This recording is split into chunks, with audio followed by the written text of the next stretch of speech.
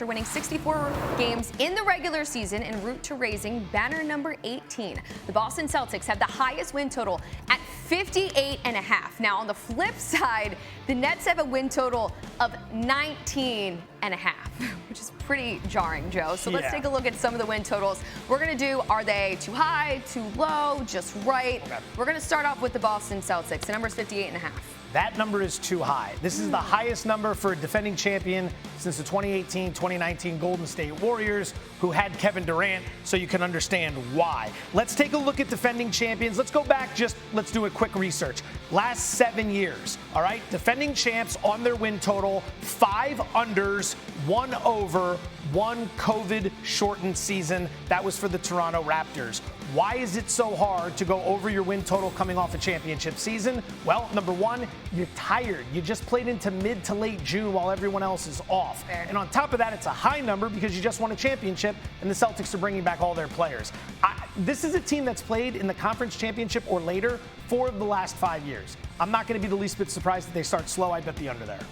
I would say, look, it does feel high. I agree with that, but it feels just right at the same time because they are in the Eastern Conference. Now, I know you think the Eastern Conference might be even better this upcoming season, but for me personally, I don't know. They're such a good team. They're stacked. Obviously, you're going to factor in the fact that they went all the way through the NBA Finals, but that team has the highest win total for obvious reasons. They really are that good, and if the Eastern Conference is anything like it was this past season, they should be able to get there, barring, of course, that everyone is going to be able to stay healthy. But honestly, I wouldn't recommend betting an over on this at the same time. No, God, no.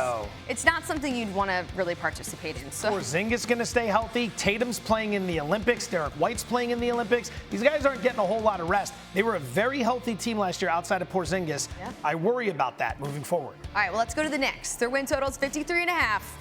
Too high, too low, just right. This one is just right. Last year, they had a plus 4.6 point differential, which is indicative of a 53-win team. They only won 50 games. So what does that tell us? They actually underperformed their expectation and were better than the record indicated. So that's something to keep in mind. The roster is better this season with the offseason acquisitions as well. The thing is, again, to this point, the Eastern Conference is tougher in my opinion, and the only teams in the NBA that have higher win totals are the Boston Celtics, who are the defending champions, and the Oklahoma City Thunder, who are one of the best up-and-comers in the NBA and won the Western Conference last year in the regular season with the #1 record out there. So the Knicks are in some very, very, very high category. I feel like I told you, vacation brain, high category. That's the best I could come up with there. It's okay. My brain's still in Jersey. I'm glad I could actually speak on this show. Like, we see 50 wins here. I think this is just right at this point. I mean, it's at 53.5. They should be good. Obviously, this season, during the regular season, they struggled with some of the guys, big names, having those injuries. This season, maybe not so much so. We also know they got Mikal Bridges as well. So they're making the moves to be really good. And I think during the regular season, they should be successful. Of course, when you think about these teams, you're like, oh, they're going to be able to win it all. But we're talking about 53.5. Feels just right. How hard is Thibodeau going to push them? Let's play him 48 minutes every single. Just something to keep in mind with those injuries, especially with a guy like Anunoby. No, that is a good point. That is a really, Everyone's really good thrilled Anunoby's coming back. See, you don't have that vacation brain. That was a good point. Here and there. Agree with that. All right. I got 2 different colored socks on today, so. I mean, I'm not even going to say how my morning was. All right, let's go to the Lakers. Their win total 44.5.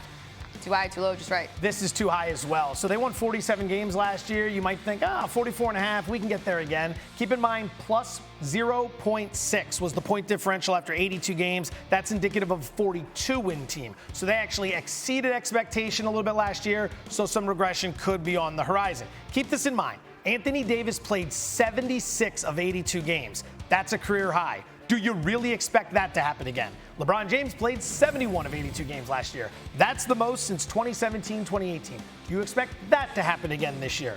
Those numbers are both going to regress. With it, the wins will regress. Western Conference is loaded. I'd look to the under there. Well, clearly I'm agreeing with the odds makers because I think this is just right because like you mentioned last year, 47 wins. Year prior, 43. So we're kind of sandwiching it in there. But let's say, hypothetically, they moved it to 40.5. Like, I feel like people are just going to hammer it because it's the Lakers. At some point, some of these teams are a little bit public, so I feel like if you pull it down too much, you might run into some issues. That is a great thing to keep in mind, and it's a great note when it comes to the Lakers because the books, especially in Las Vegas, tend to take a lot of Laker money.